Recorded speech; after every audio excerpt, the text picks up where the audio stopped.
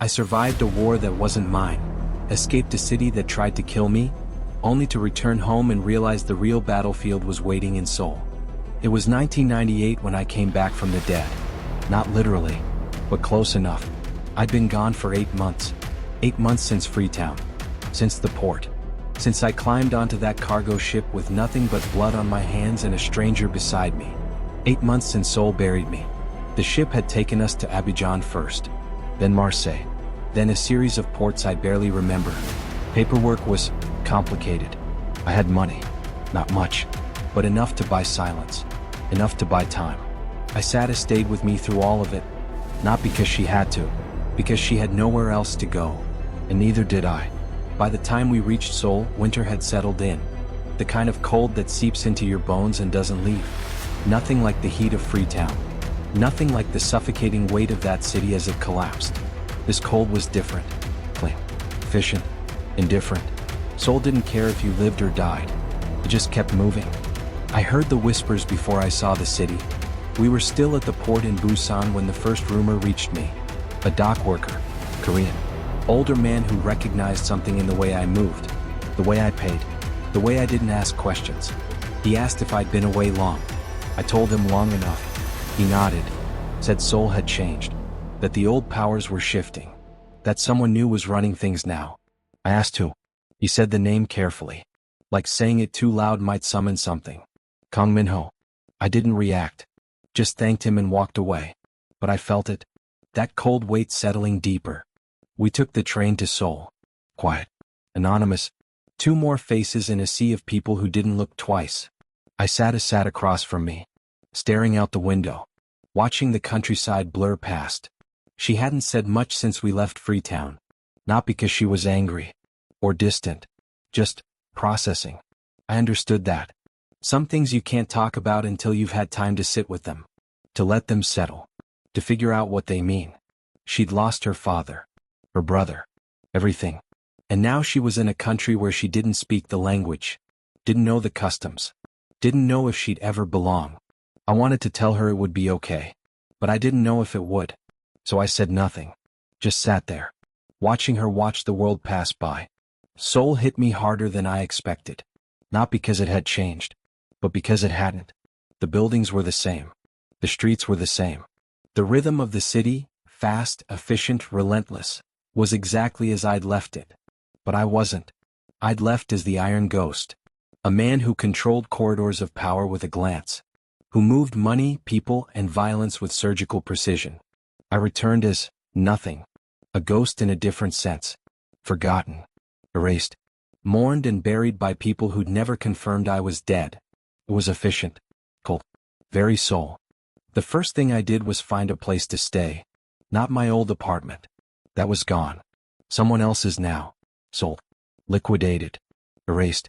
I found a small unit in Demon. Older building. Quiet. The kind of place where no one asks questions and the landlord takes cash without looking at your face. 2 rooms. 1 bathroom. A window that looked out over a street I didn't recognize. It wasn't much, but it was enough. Isatu stood in the middle of the empty room, arms crossed, looking around like she was trying to decide if this was real or just another temporary stop. I asked if it was okay. She didn't answer right away, just walked to the window, stared out at the city below, finally said it was fine. But I could hear it in her voice, the exhaustion, the uncertainty, the quiet question she wouldn't ask. What now? She asked. I didn't have an answer yet. If stories like this matter to you, like this video, if you've ever had to rebuild when everything was taken, subscribe and stay with me. These stories go far when they're shared. That first night we sat in silence. I'd bought a small portable heater, some blankets, instant noodles from the convenience store downstairs. We ate without speaking. The silence wasn't uncomfortable, just heavy. Isatu hadn't said much since we arrived, hadn't asked about Seoul, hadn't asked what I planned to do. She just watched, observed, the way she always did. Finally she spoke, asked what Seoul was like before. I thought about it for a long moment, told her it was loud, fast, a place where power moved in whispers and money talked louder than truth, where survival meant being sharper, colder, and more patient than the person across from you. She asked if I missed it. I told her I didn't know yet. She nodded. Didn't push. Then she asked the real question. Asked what I was going to do now. I looked at her. Told her honestly I didn't know that either. But I knew I couldn't just disappear. Not while Minho still sat in the seat I'd built. Not while the organization I'd spent 15 years constructing was being run by the man who'd left me to die. She asked if I was going back for revenge. I told her no. Not revenge. Correction. She looked at me for a long moment. Then said quietly that correction and revenge looked the same from the outside. I didn't argue. Because she wasn't wrong. The next morning I started gathering information. Quietly. Carefully. I couldn't just walk into the old networks. Couldn't contact the people I used to know. Too many questions. Too much risk. So I moved like I had in Freetown. From the edges. Through the cracks. I found a cafe in Gangnam. The kind where mid-level operators met to talk deals over overpriced coffee. I sat in the corner. Listened. Heard Minho's name 3 times in an hour. Always with respect. Sometimes with fear. Heaped consolidated power faster than I expected. Bought loyalty. Eliminated opposition. Expanded operations into territories I deliberately avoided because they were too loud. Too visible. He was making money. But he was also making noise. And in Seoul's underworld, noise gets you killed. I also heard another name. Isatu. My chest tightened when I heard it. Not because I still loved her. But because I'd hoped, she was separate from all this. Apparently not. She was at Minho's side now. Publicly. His partner. His legitimacy. The woman I'd once planned to marry was now the face of the organization that had erased me. I sat there for a long time after that. Staring at nothing. Trying to process what that meant. When I returned to the apartment, Isatu was awake. Sitting by the window.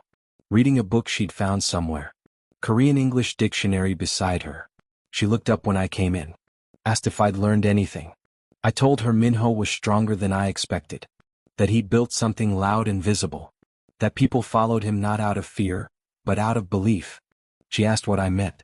I explained that Minho had done what I never did. He'd made himself a symbol. A leader. Someone people wanted to follow. I'd ruled through efficiency. Through fear. Through absence. He ruled through presence. And Seoul. Seoul loved presence. She was quiet for a moment. Then asked if that meant I couldn't win. I told her I didn't know. But I knew one thing. Minho's strength was also his weakness. He needed to be seen. To be admired. To be validated. And that could be used. Isatu looked at me. Said quietly that I sounded like I had a plan. I told her I didn't. Not yet. But I was starting to see the shape of one. That night I stood at the window. Looking out over Seoul. The city glittered. Cold and beautiful. Indifferent to the people who lived and died inside it. Somewhere out there, Minho sat in a room I used to own. Making decisions I used to make. Living a life built on my erasure. And beside him, Isatu. I didn't feel anger. Not yet. Just clarity. I'd survived Freetown because I'd learned to adapt. To move without power. To see the world differently. Seoul would be no different. I wouldn't take Minho down with force. I'd take him down with patience. With silence. With the same tools he'd used to bury me. Behind me Isatu spoke. Asked if I was sure about this. I told her no. But I was sure I couldn't walk away. Not yet. She nodded. Said quietly that she'd stay. For now. I didn't ask why. Didn't push. Just accepted it. Because in that moment, having her there felt like the only certainty I had left. Seoul didn't know I was back yet. But it would. And when it did, everything Minho had built would start to crack. Not loudly. Not violently. Just inevitably. Because ghosts don't announce themselves. They just appear. And by the time you notice, it's already too late. The first rule I set was simple. No names. Not mine. Not hers. Not in public. Not around people who might remember. In Seoul I was nobody. A foreign investor. A consultant. A ghost with paperwork that checked out but left no trail. Isatu understood without me having to explain. She'd survived Freetown the same way. By being invisible. By moving through spaces without leaving marks. But Seoul was different. In Freetown, invisibility meant survival. In Seoul, invisibility meant irrelevance. And irrelevance was exactly what I needed. We developed routines.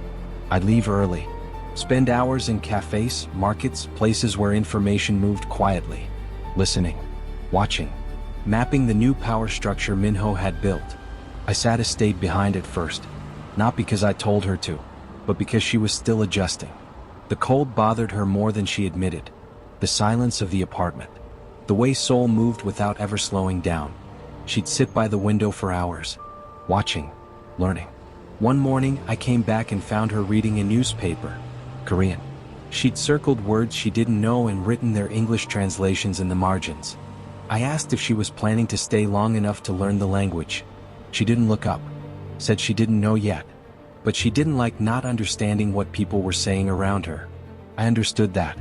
Not knowing is its own kind of vulnerability. The second rule I set was distance. Not coldness. Just boundaries. I told her she didn't owe me anything. That Freetown was over. That if she wanted to leave Seoul, find her own path, I'd help her do that. She looked at me like I'd said something obvious. Said she knew that. Then asked if I wanted her to leave. I told her no. But I needed her to know she wasn't obligated to stay. She nodded slowly. Said she'd stay until she decided otherwise. And that was it. No promises. No declarations. Just an agreement that could end at any moment. It should have felt unstable. But somehow, it didn't. Isatu started coming with me after the first week. Not because I asked, but because sitting in the apartment was driving her quietly insane. She'd walk beside me through Gangnam, Itaewon, Myeongdong. Watching. Listening. Observing in ways I'd stopped doing years ago. One afternoon, we were in a cafe near Samseong Station. I was listening to two men at the next table talk about a shipment delay. Standard logistics. Nothing unusual. Isatu was staring out the window.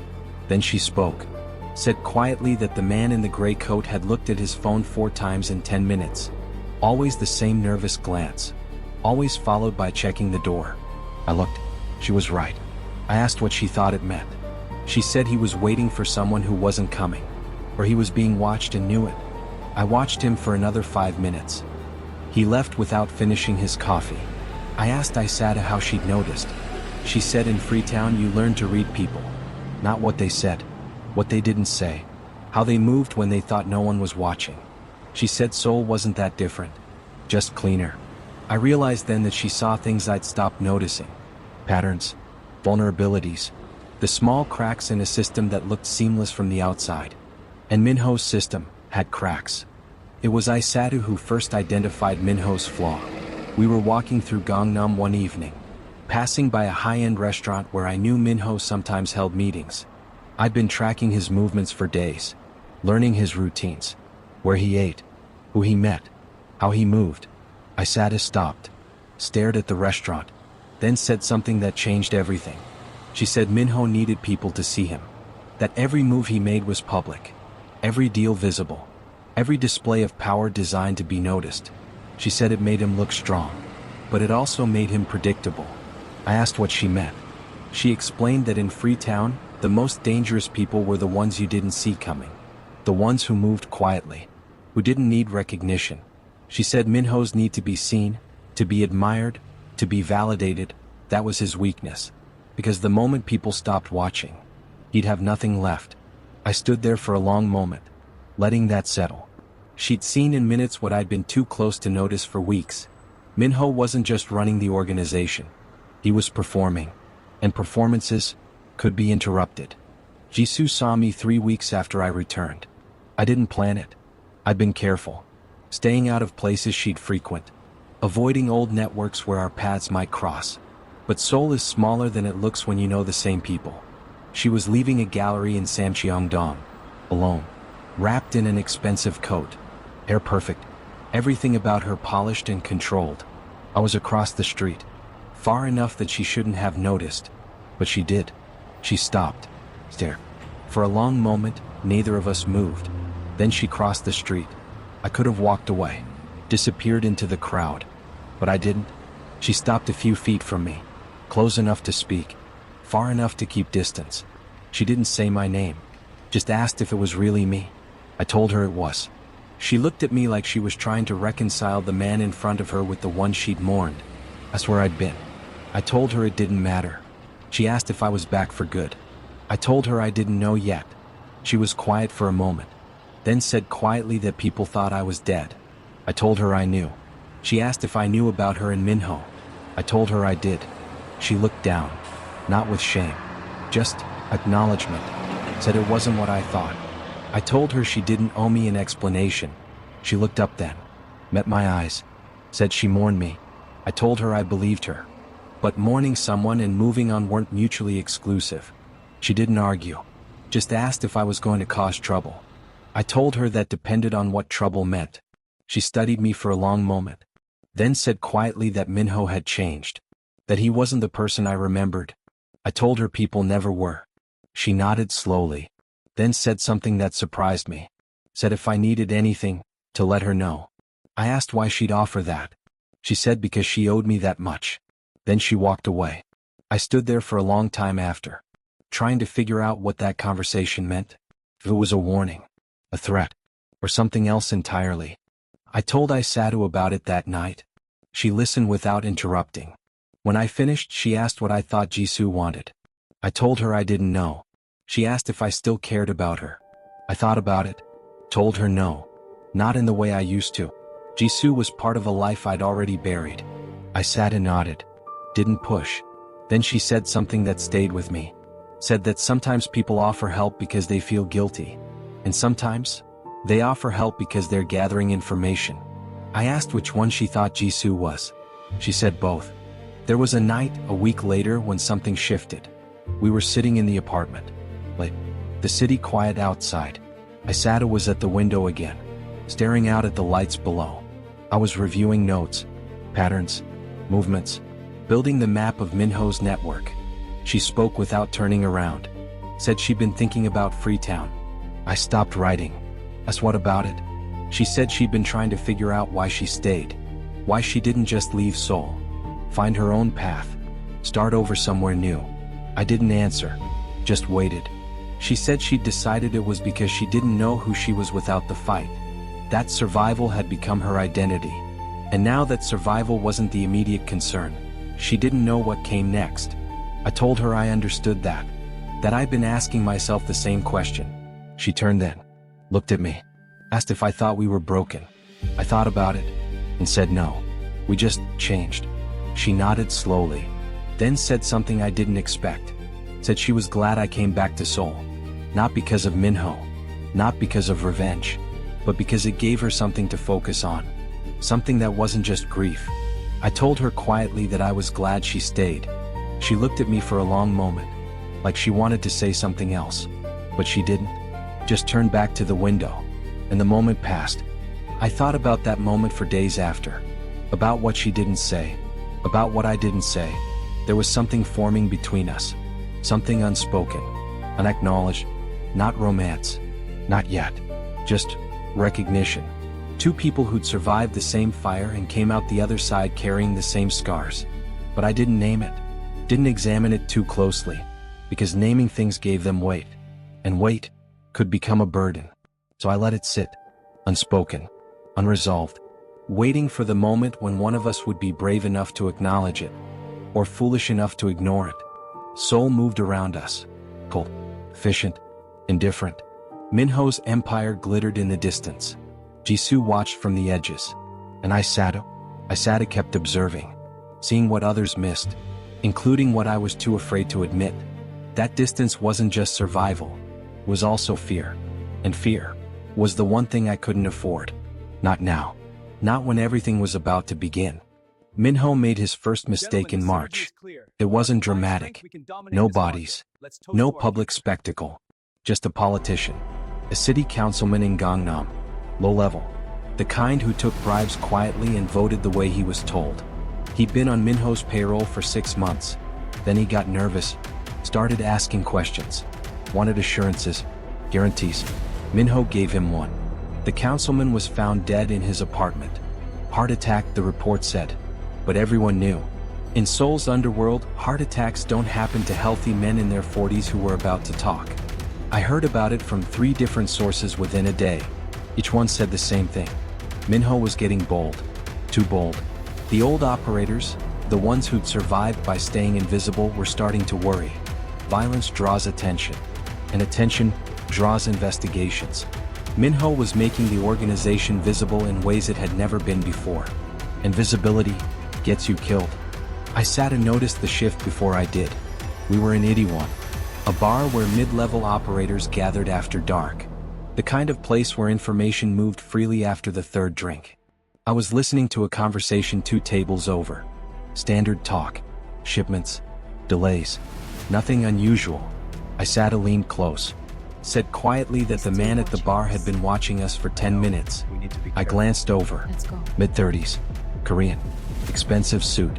Drinking alone but not looking relaxed. I asked if she was sure he was watching us. She said yes. That he checked his phone twice. Both times after looking in our direction.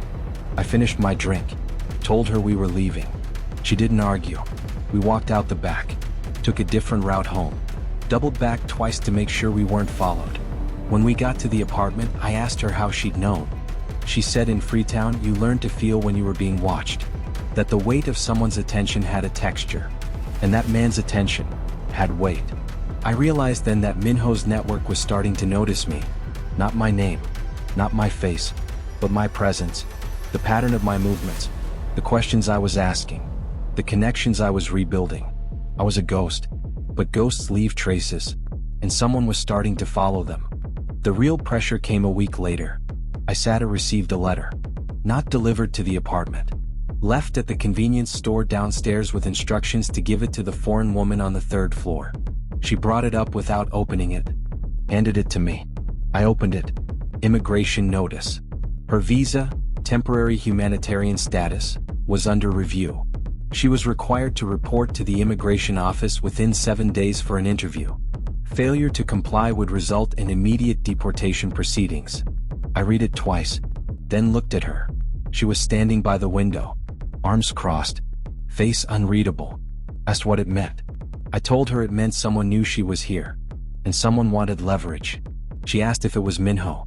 I said probably, or someone working for him. She was quiet for a moment, then asked what would happen if she didn't go. I told her they'd come looking for her. That deportation wasn't a request, it was a process. She asked where they'd send her. I didn't have a good answer. Ivory Coast maybe. Back to West Africa.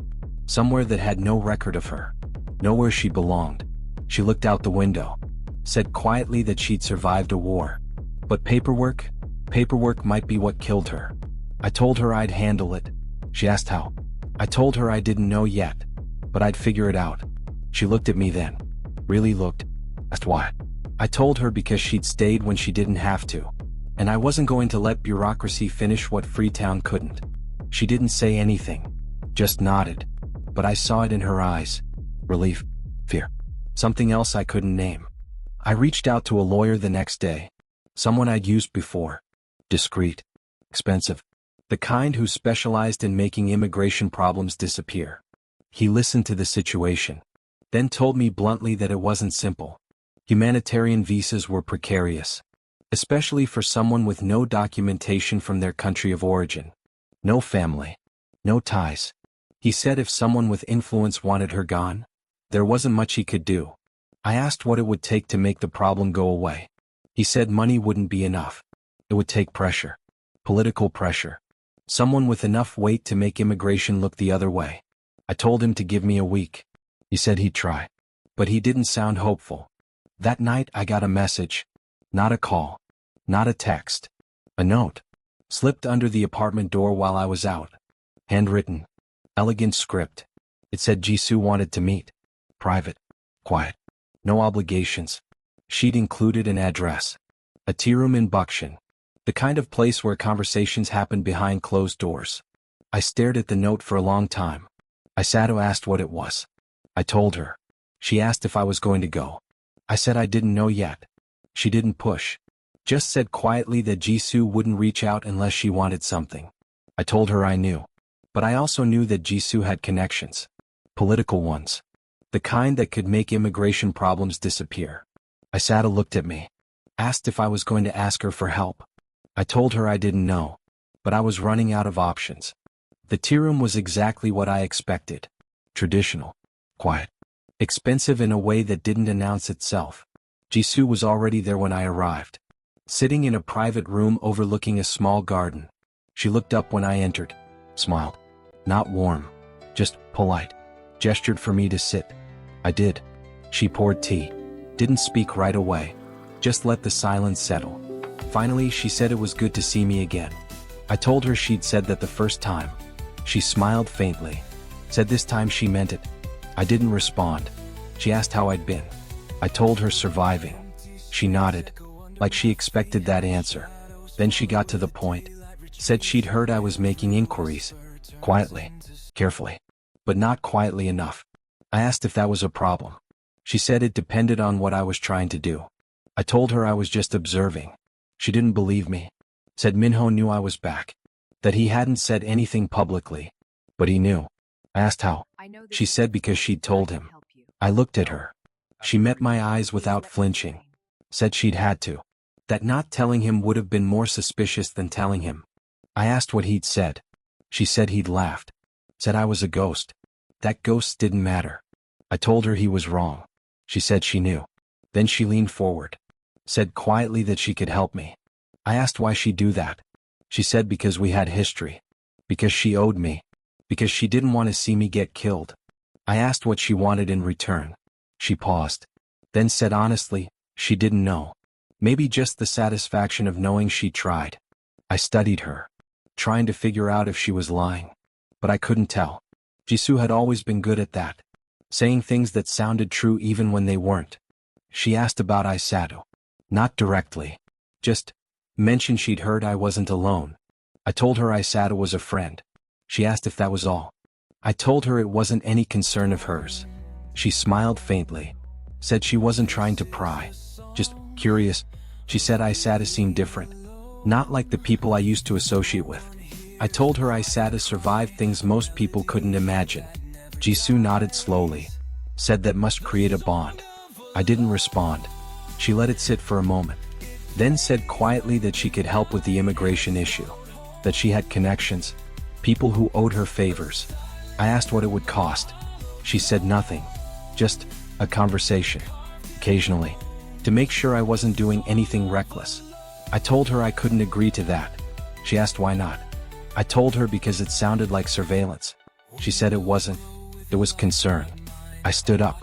Told her I appreciated the offer. But I'd handle it myself. She looked up at me. Asked if I was sure. I told her I was. She nodded slowly. Said quietly that the offer stood. If I changed my mind. I left without answering.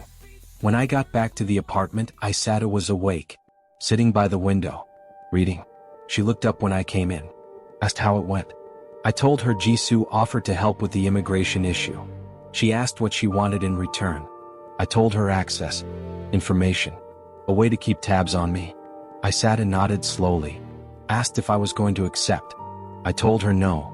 She looked at me for a long moment. Asked why not. I told her because accepting help from Jisoo meant owing her. And I didn't owe her anything anymore. Isatu didn't say anything. Just looked at me. And for the first time since Seoul, she smiled. Not much. Just a flicker. But I saw it. And I understood. It wasn't about Jisoo. It was about the choice I'd made. The line I hadn't crossed. That night I sat by the window, thinking about what Jisoo had said. About Isatu. About bonds. About survival creating connections. She wasn't wrong. But what she didn't understand, what she couldn't understand, was that those connections weren't weakness. They were clarity. I'd loved Jisoo once. But that love had been built on a version of myself I didn't recognize anymore.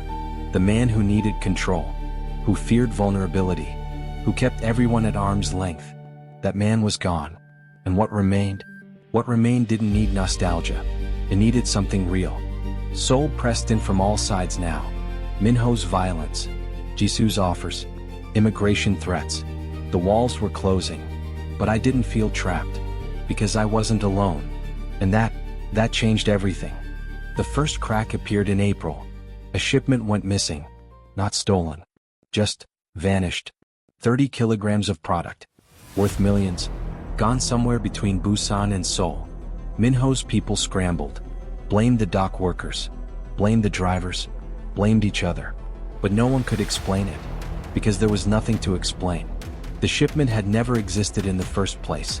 I'd created the paperwork, filed the manifest, made it look legitimate enough that Minho's accountant signed off without checking. The money moved, the product didn't, and by the time anyone realized, the trail was cold. It was small, contained. The kind of loss that wouldn't destroy an operation, but it planted a seed. Doubt. The second crack came a week later. One of Minho's political contacts, a district assemblyman, got arrested. Tax evasion, bribery, embezzlement. Nothing directly connected to Minho, but the timing was unfortunate, because the assemblyman had been one of Minho's loudest supporters. One of the people who legitimized the organization's expansion into real estate and construction. With him gone, that legitimacy crumbled. I didn't orchestrate the arrest. I just made sure the right people knew where to look. Anonymous tips, documents left in the right hands, connections made visible. The rest took care of itself. By May, the whispers had started. Not loud, not obvious, just questions. People asking if Minho was as stable as he looked, if his rapid expansion had made him sloppy, if the violence he'd used to consolidate power was starting to draw the wrong kind of attention. I didn't fuel those whispers. I just didn't contradict them. And in Seoul's underworld, silence was confirmation. Isatu was the one who saw the final move. We were in the apartment. Late. I was reviewing financial records I'd pulled from one of Minho's shell companies. She was at the window, staring out at the city. Then she spoke. Said Minho's strength was his visibility. That people followed him because he made them feel powerful, important, part of something larger. I told her I knew that. She said then the way to break him wasn't to attack him directly. It was to make him irrelevant. I looked at her. She turned from the window. Said if people stopped watching him, if they stopped believing in what he represented, he'd collapse on his own. I asked how we'd do that. She said by showing them he was already failing. Not through violence, not through confrontation, just through exposure. Make his losses public, his mistakes visible, his instability undeniable, and then step back. Let the system eat him alive. I sat there for a long moment, processing. She just laid out the entire strategy, not with anger, not with emotion, just cold, clear logic. I asked her when she'd figured that out. She said she'd been thinking about it for weeks, that where she's from, power came from control. But in Seoul, power came from perception. And perception could be changed. The final piece fell into place in June. One of Minho's oldest allies, a man who'd been with the organization since before I left, reached out. Not to me directly, through an intermediary. A message passed quietly through networks I'd been rebuilding. He wanted to meet. Private. Neutral ground. I agreed. We met in a parking garage in Uedo. Late. Empty. He was older than I remembered. Grayer. More tired. He asked if I was really back. I told him I was. He asked what I wanted. I told him I wanted the organization to survive. He asked if that meant taking down Minho. I told him it meant correcting a mistake. He was quiet for a long moment. Then he said Minho had changed. That the man he'd become wasn't the one we used to know. That the violence, the visibility, the recklessness, it was drawing heat. Political heat. Legal heat. The kind that destroyed organizations. I asked what he wanted from me. He said protection. That if Minho fell, he didn't want to fall with him. I told him that could be arranged, but only if he was willing to help. He asked what I needed. I told him. Information. A way inside Minho's inner circle. He hesitated, then nodded. Said he'd do it, not because he hated Minho, but because he wanted to survive. And survival meant knowing when to jump. The collapse started in July, not with violence, with documents, financial records, communications, proof of bribes, embezzlement, connections to the assemblyman who'd been arrested. All of it leaked, quietly, strategically, to journalists, prosecutors, competitors. Not enough to trigger an immediate investigation, just enough to raise questions. And questions, in Seoul's underworld, were poison. Minho tried to contain it, held meetings, made assurances, promised stability, but the damage was done. His allies started distancing themselves.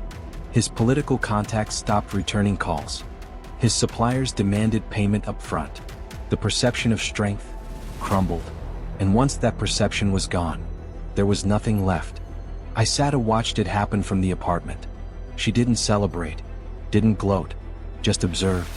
One night she asked if I felt satisfied. I told her no, not satisfied, just finished. She asked what the difference was. I told her satisfaction implied I'd gotten what I wanted. But this wasn't about wanting. It was about correcting something that should have never happened. She nodded slowly, said quietly that revenge and correction looked the same from the outside. I told her maybe, but the intention was different. And intention mattered. Minho's final fall came in August. He was called to a meeting. The kind you don't refuse. The old powers. The ones who'd survived by staying invisible. The ones who decided who lived and who disappeared. They didn't kill him. They did something worse. They exiled him. Told him to leave Seoul. Leave the organization. Leave Korea entirely. Alive. Humiliated. Powerless. A warning to anyone else who thought visibility was strength. I wasn't there, but I heard about it. Heard that Minho had tried to argue, to negotiate, and they'd cut him off. You were never the Iron Ghost. That's what they told him. You were just loud. The organization came to me 3 days later. Not publicly, not formally, just quietly. A meeting. The same old powers who'd exiled Minho. They said the seat was open, that the organization needed leadership, that I was the natural choice. I sat there, listening. Then I told them no. They looked confused. Asked why. I told them I'd left that life for a reason, that what I'd built before, it wasn't worth rebuilding. They said the organization would collapse without leadership. I told them to let it, or reform it. But I wasn't interested in ruling. One of them asked what I wanted then. I told them peace and distance. They didn't understand. But they didn't argue. Just asked who should lead. I gave them a name. Someone younger. Reform-minded. Someone who understood that survival meant adaptation, not control. They said they'd consider it. I left before they could ask anything else. Isatu was waiting when I got back to the apartment. She asked how it went. I told her I'd turned it down. She didn't look surprised. Asked why. I told her because going back would mean becoming the person I used to be. And I didn't want to be that person anymore. She asked what I wanted to be instead. I looked at her. Told her honestly I didn't know yet. But I knew I didn't want power. I wanted something quieter. Something real. She smiled. Faintly. Said quietly that sounded like growth. I asked if she thought it was. She said she didn't know. But she was glad I'd chosen it. That night I stood at the window, looking out over Seoul. The city glittered. Cold and beautiful. Indifferent as always. Minho was gone. Exiled. Erased in the same way he'd erased me. The organization would survive. Or it wouldn't. Either way, it wasn't my problem anymore. Jisoo had stopped reaching out. Moved on. Found her own path. And Isatu was still here. Not because she had to be, but because she'd chosen to be. And that meant something. I turned from the window. She was watching me. Asked what I was thinking about. I told her I was thinking that for the first time in 15 years. I didn't know what came next. She asked if that scared me. I told her no. Felt freeing. She nodded, with a little smile on her face. Said quietly that maybe we could figure it out together. I looked at her, and for the first time since Seoul, I let myself believe that was possible. Power refused. Revenge complete. The ghost finally at rest. But the story wasn't over yet. Seoul felt different in September. Not colder. Not quieter. Just emptier.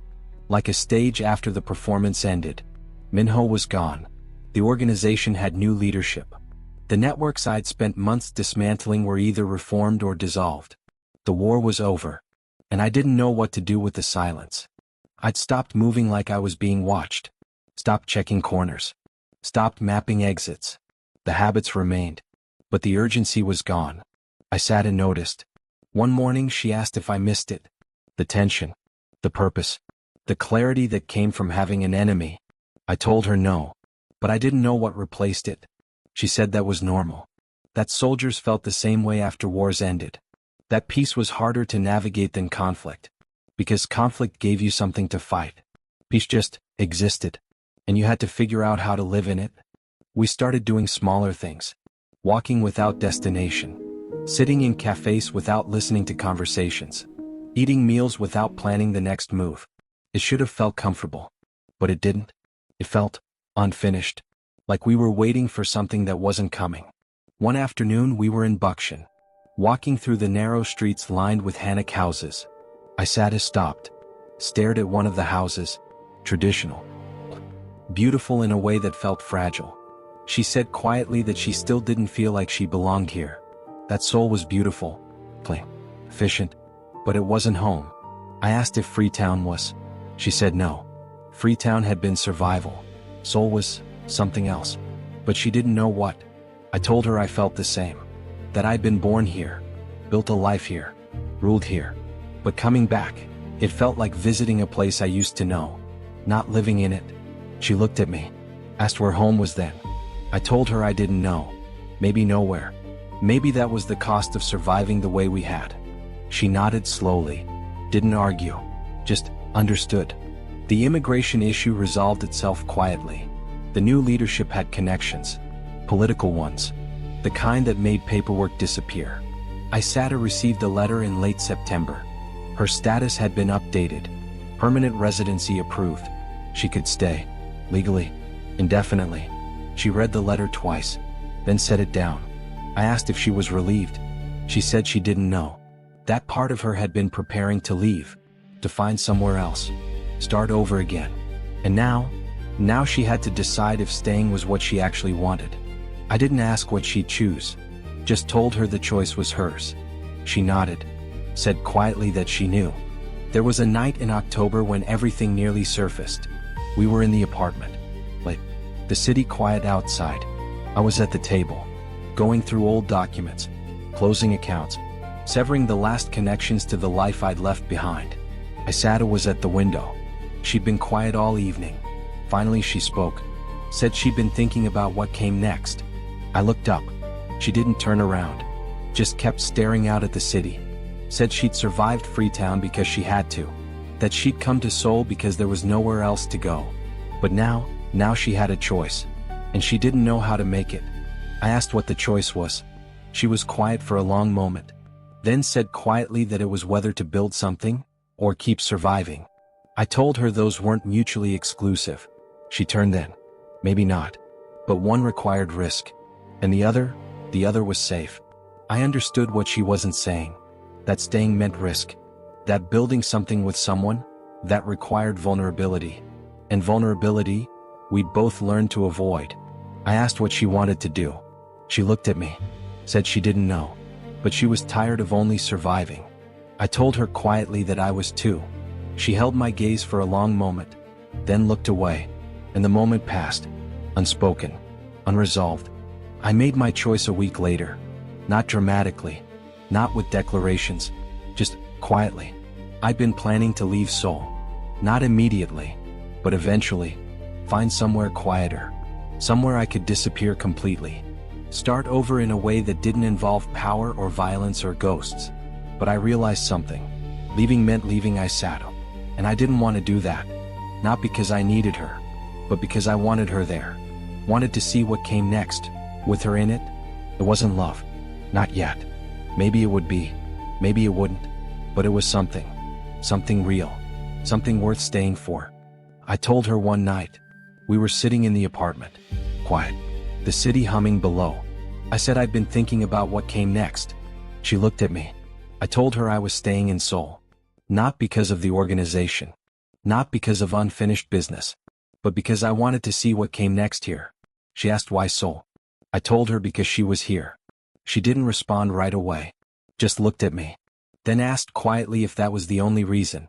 I told her no, but it was the most important one. She was quiet for a long moment, then said she'd been thinking the same thing, that she'd decided to stay, not because of the visa, not because she had nowhere else to go, but because she wanted to see what came next too. I asked if she was sure. She said no, but she was choosing it anyway. We didn't talk about what it meant, didn't define it, didn't label it, just accepted it. Two people who'd survived things that should have killed them, standing together, not because they had to, but because they chose to. Seoul moved around us, Indifferent. Cold. Beautiful. The organization reformed under new leadership. Quieter. More careful. Jisoo moved on. Found her own path. Sent a message once, brief, polite, wishing me well. Minho disappeared into exile. Alive. Humiliated. Forgotten. And Isatu and I, we stayed. Not in the same apartment. We moved. I found a place in Yeonam-dong. Small. Quiet. Away from the noise. We didn't talk about the future. Didn't make plans. Just existed. One day at a time. Building something that didn't have a name yet. Something that wasn't love. It wasn't survival. Just presence. One evening we were walking through Uedo. The Han River stretched out beside us. Dark and endless. Yes, it is. Isatu asked if I ever regretted coming back. I told her no. She asked if I regretted how it ended. I told her no again. Because it didn't end. It just changed shape. She smiled faintly. Said that sounded like something I'd say. I asked if she regretted staying. She was quiet for a moment. Then said no. That staying was the first choice she'd made that wasn't about survival. And that felt like progress. I told her it was. We walked in silence for a while. Not uncomfortable. Not heavy. Just quiet. Two people who'd survived wars. Learning how to live in peace. The ghost was gone. Not hunted. Not hiding. Just finished. The empire didn't fall in flames. It dissolved. Quietly. Like something that had already died before anyone noticed. Minho was exiled. Alive. Breathing. And irrelevant. The betrayal stopped echoing. The blood stopped calling. What remained was just us. Not standing together because we needed to. Not because survival demanded it. But because, after everything, we chose to stay. And that choice felt heavier than any war. This brings us to the end of Season 2 of The Lion's Shadow. The story doesn't. Because some wars don't follow you into the streets. They follow you into silence. Silence doesn't mean safety. And peace doesn't mean healed. When the fighting stops, you finally hear what you've been carrying. If you've ever rebuilt after everything burned, if you've ever wondered who you are when there's no enemy left, then you already know. This isn't the end. It's the moment before the truth. Season 3 is coming.